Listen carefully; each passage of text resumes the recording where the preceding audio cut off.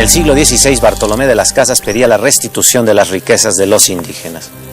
Estos se las habrían dado con mucho gusto a los españoles a cambio de sus vidas. Bartolomé de las Casas defendió a los indígenas basándose sobre reglas elementarias, digamos, del humanismo, de la humanidad, ¿no?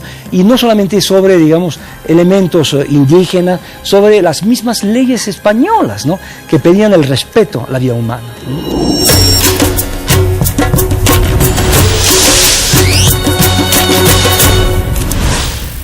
Pero por entonces, el respeto de la vida humana no era compatible con la ambición. Para 1540, los españoles se habían dado cuenta del enorme potencial de las minas del Potosí y de México. Había que sacar esos metales preciosos, y comenzó la explotación indígena a gran escala. Europa es un continente en guerra, es un continente empobrecido, un continente con gravísimos problemas, que encontró en América su salvación. Las condiciones de trabajo en la mina de Potosí son absolutamente nocivas para la población indígena. Son días enteros pasados en socavones, con poca comida, con pocos recursos, y eran condiciones desastrosas porque lo que se quería era tener, pues, la mayor producción de plata en el menor tiempo posible, y no importaban el beneficio de la población, los derechos laborales, todavía nadie se preocupaba de ellos. Aquello era una masacre, y muchos indígenas se escapaban de sus comunidades para no ser enviados a las minas. Se marchaban a las ciudades donde se hacían pasar por mestizos. Las ciudades se convirtieron entonces en un centro de atracción, pero además el lugar donde se daba la mezcla de etnias.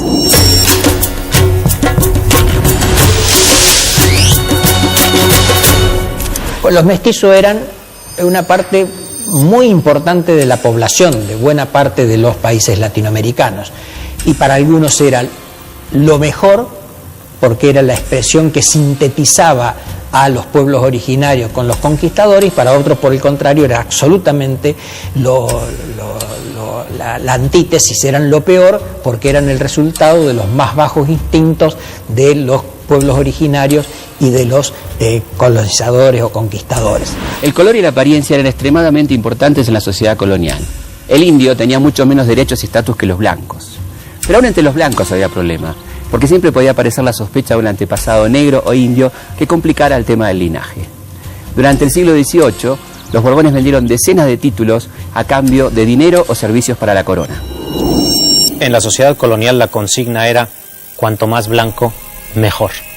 Pero tanto en Perú como en México, las dos sociedades más importantes del Imperio Español, los blancos eran minoría. A comienzos del siglo XIX, en territorio mexicano, había un 22% de la población de razas mezcladas, 60% de indígenas y 18% de blancos. Según el censo peruano de 1792, el 27% de la población tenía mezcla de razas, el 56% eran indígenas y solo el 13% eran blancos.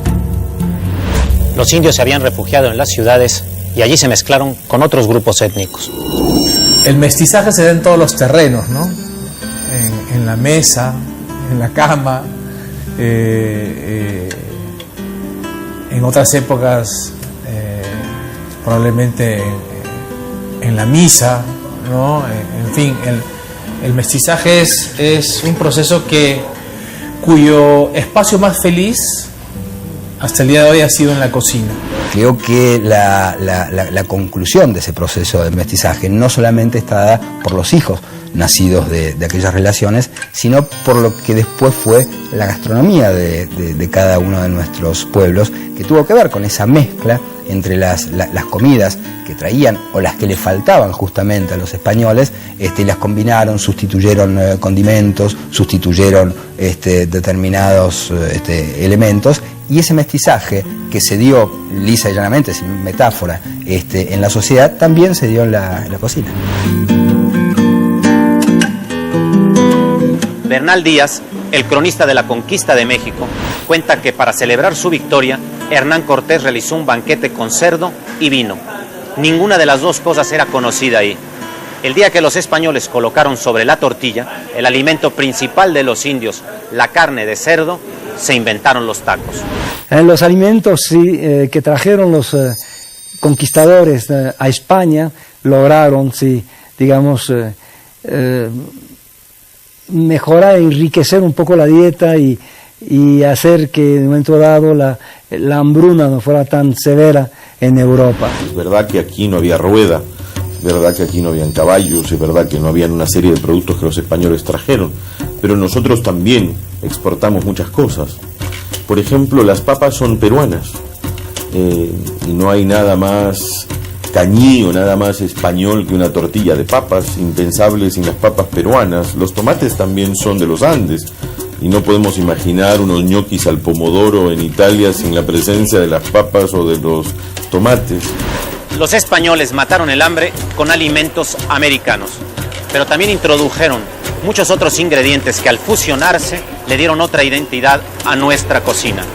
El aceite de oliva, variedad de carnes, diversas especias, granos, cereales, frutas, verduras, le dieron otro color a nuestra dieta, el primero de muchos colores.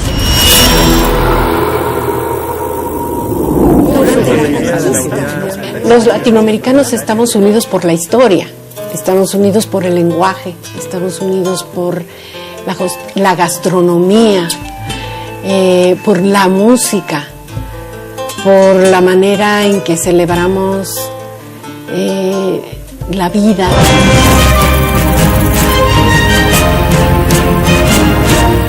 El tráfico de esclavos de origen africano se incrementó notablemente cuando los españoles iniciaron la explotación de la caña de azúcar en las actuales República Dominicana y Haití. Ingleses, holandeses, franceses y portugueses.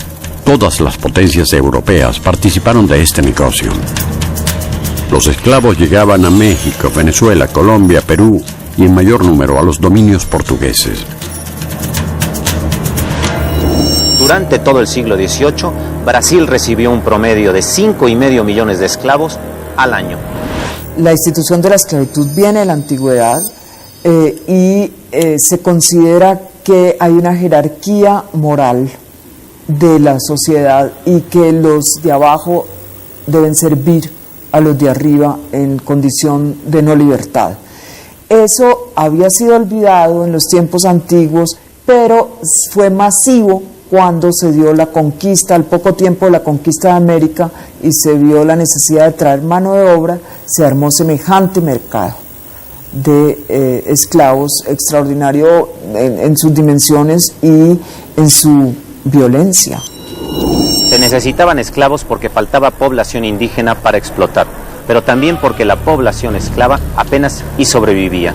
El hecho de que solo 3 de cada 10 niños esclavos de las zonas rurales de Brasil llegara a los 8 años, las altísimas tasas de mortalidad infantil y el hecho de que solo 1/3 de los esclavos eran mujeres conspiraba contra el negocio de los colonizadores. El tráfico de esclavos se mantuvo constante hasta comienzos del siglo XIX y significó el traslado forzoso de más de 9 millones de personas. Para ese entonces, en plena revolución industrial, para Inglaterra dejó de ser negocio y lo interrumpe, y en Estados Unidos comienza a mermar. Años más tarde, los países de América abolían la esclavitud. El primero en América fue México, en 1813. Le siguieron Venezuela y Colombia 8 años después, y la región centroamericana en 1827. Un cuarto de siglo más tarde, Ecuador abolía la esclavitud, seguido por Argentina, Paraguay y finalmente Brasil. Los últimos esclavos eran los sobrevivientes de 400 años de violencia. 400 años en los que unieron su cultura, la cultura del África natal, a la latinoamericana. El problema aquí es no morirse. Con esta frase resume el historiador cubano Manuel Moreno Fraginals el clima de asfixia y pasión en el que se desarrolla la cultura africana de nuestro continente. Golpeada por la violencia de la esclavitud, la comunidad negra hizo de la expresión musical un espacio de resistencia.